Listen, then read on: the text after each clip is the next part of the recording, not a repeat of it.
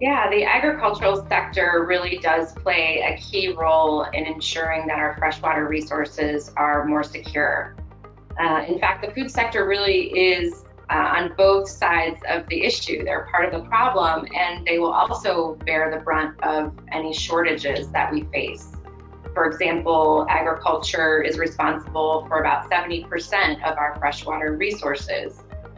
It also is responsible for creating water quality problems, such as dead zones in various water bodies. And on the flip side, agriculture is also facing issues with scarcity, which impacts whether or not they can thrive as a sector. So, despite these clear issues, we're only seeing about a third of leading companies that Ceres benchmarked really putting forward sustainable sourcing goals and really addressing these critical risks. The good news is that we are seeing some leading companies step out there and make really ambitious sustainable sourcing goals to really fortify our agricultural systems.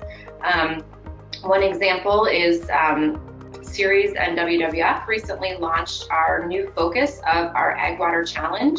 We already have 9 companies who are working with us and setting goals that are measurable and time-bound and clear to really address and fortify our supply chains.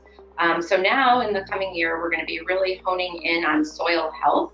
And we really see that soil health is a win-win-win for the environment and for the bottom line.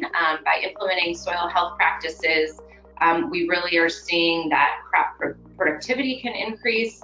And then on the environmental end, we're seeing benefits like reduced erosion and increased soil retention.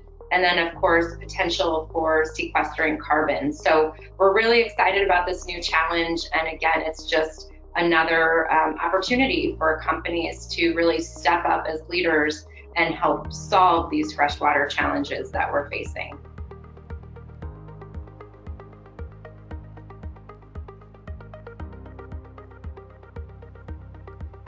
Well, Ceres works closely with companies and investors on key sustainability issues. And for water resources, again, we see companies and investors as really key players in helping us move the dial on protecting our freshwater resources.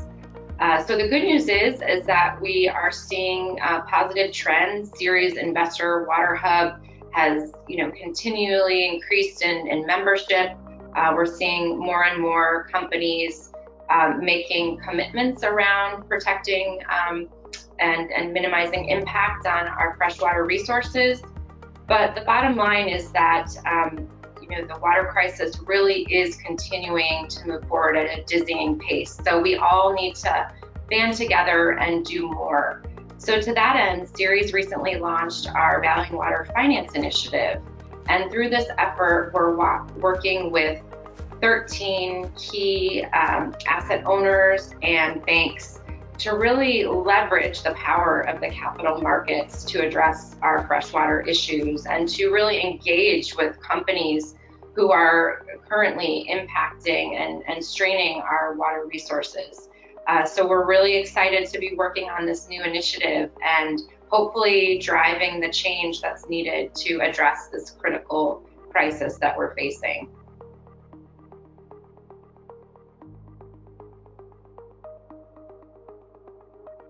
As we reflect on the pandemic and what we're currently facing, I think we can really see some parallels with many sustainability issues. Really clearly, the pandemic has made the case for what happens if we do not act in an expedited fashion and in response to the best available data and science. And so, when you turn that and think about, reflect on the water crisis, the research and the science is telling us that we are in a crisis. The crisis and water risk will really be devastating. And really that leads us to the fact that we really must act now. For example, our colleagues at WRI recently put forward an analysis that showed by 2030, we're anticipating a 56% shortfall in freshwater resources. And so again, the science, the research is telling us that we must act now. The good news is despite these current challenges, we are seeing many of our partners continue to move forward and to continue to set commitments around freshwater resources, to be leaders on the issue. For example, we just announced our Ceres Valley and Water Finance Task Force, and 13 leading asset owners and banks from around the globe have joined with us to really hammer home that we need to address this water crisis, and the capital market community needs to be part of the change.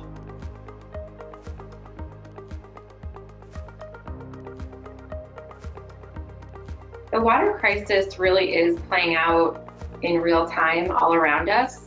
I live in California, for example, and right as we speak, there's wildfires that are ravaging the state. There's areas of the state that are in drought, and there's expectations that we're headed into a mega drought. So we really are seeing these issues play out in real time, and my community is being impacted.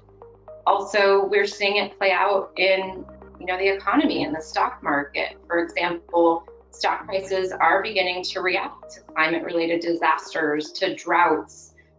Key stocks have plummeted in response to things like the Australian wildfires and drought and wildfires in California in the past year. We're also seeing the flip side. When there's too much water, we saw extensive flooding in the Midwest in past years that really disrupted supply chains and led to stock market prices dropping up to 10% for some industries that were disrupted. So the key is that we're seeing this play out in real time, and it's only going to get worse. So really now is the time to act. We can't afford to wait.